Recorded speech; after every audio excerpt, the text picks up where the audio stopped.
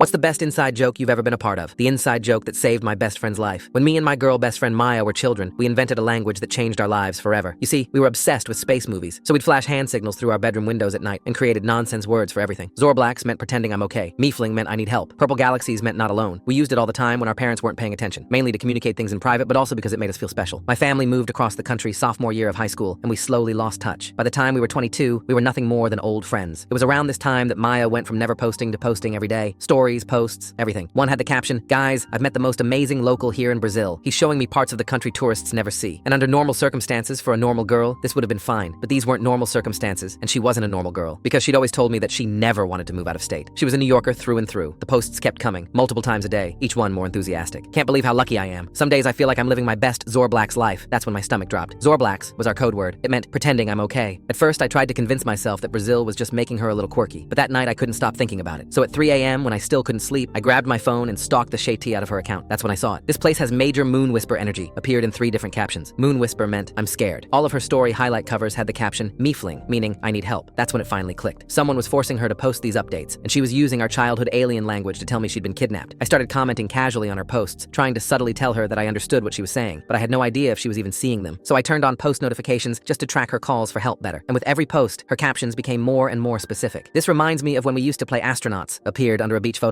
"But we never played astronauts at the beach. We only played astronauts at Riverside Park. Feeling like I'm 13 again," was in another caption. Maya was 13 when I came with her to visit her aunt in Rio for spring break. "Missing my collection of 23 Purple Galaxy stickers back home," she posted with a sunset photo. I read it over and over. Purple Galaxies meant not alone, but why was she specifying 23? Why mention stickers we never collected? Then it clicked. Riverside, Rio, 23. She was trying to tell me she was near a riverside in Rio, possibly at an address with the number 23. I thought about telling someone, until I realized that the only evidence I had was a made-up alien language. So to avoid being locked up in a white room for the rest of my life, I called Maya's aunt in Rio. She recognized my voice instantly. I told her Maya was in trouble and possibly being held near the Riverside area. "I felt God telling me something was wrong," was the first thing she said. You see, her aunt was very spiritual, which meant she didn't wave me off as a lunatic. We looked up every building numbered 23 along the water. There were only 3 possibilities. I maxed out my credit card on a flight to Rio. Maya's aunt picked me up at the airport, and we drove to each location. The first 2 were residential buildings. The third was an old warehouse that looked abandoned. We called the police from the car and told them we suspected kidnapped tourists were being held inside. I don't know if they believed us or if they just decided to check, but they went in. 20 minutes later, they brought out Maya and 4 other young women. Maya looked extremely pale and exhausted, but she was alive. I didn't even have time to hug her because the ambulance whisked her to the hospital straight away. But as me and her aunt followed the car, my phone buzzed. Maya had somehow posted one more time, just seconds ago. The caption was a single word in our alien language, Bliosh, the word that meant it's not over yet. Full story on channel, link below.